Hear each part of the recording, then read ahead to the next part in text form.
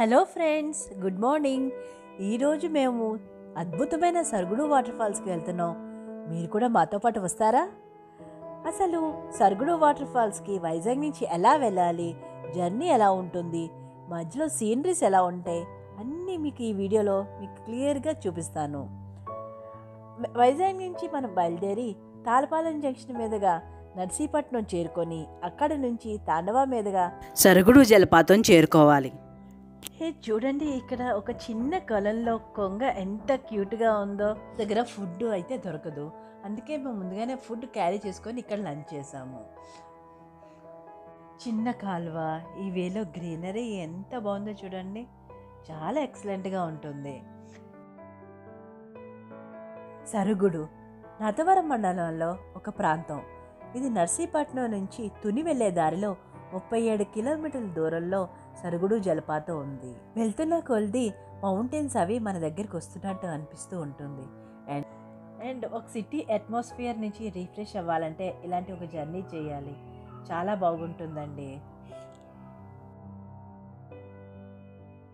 Main water ఫాల్స్కి reach అయ్యే ముందు మెట్లు ఉంటాయి. ఈ మెట్లు ఎక్కి పైకి వెళ్తే నాగేంద్రుని పుట్ట ఉంటుంది. ఈ మెట్ల పక్కన చిన్న చిన్న వాటర్ ఫాల్స్ ఉంటాయి.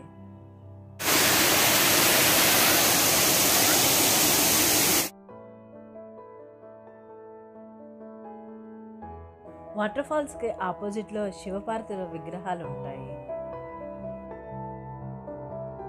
ఇప్పుడు మెయిన్ వాటర్ ఫాల్స్కి వెళ్ళాలి అంటే మెట్ల మీద నుండి జాలువారుతున్న నేలలో నడుస్తూ వెళ్ళాల్సి ఉంటుంది. ఇది చాలా థ్రిల్లింగ్గా, అడ్వెంచరస్గా అనిపిస్తుంది. కానీ వాటర్ ఫ్లో ఎక్కువ ఉన్నా మనం కొంచెం అజాగ్రత్తగా ఉన్నా ఇది కొంచెం డేంజరస్ కూడా. ఫైనల్గా మెయిన్ వాటర్ ఫాల్స్కి చేరుకున్నామండి. చూసారా ఎంత అందంగా ఉందో, పర్యాటకుల్ని విశేషంగా ఆకర్షిస్తుంది.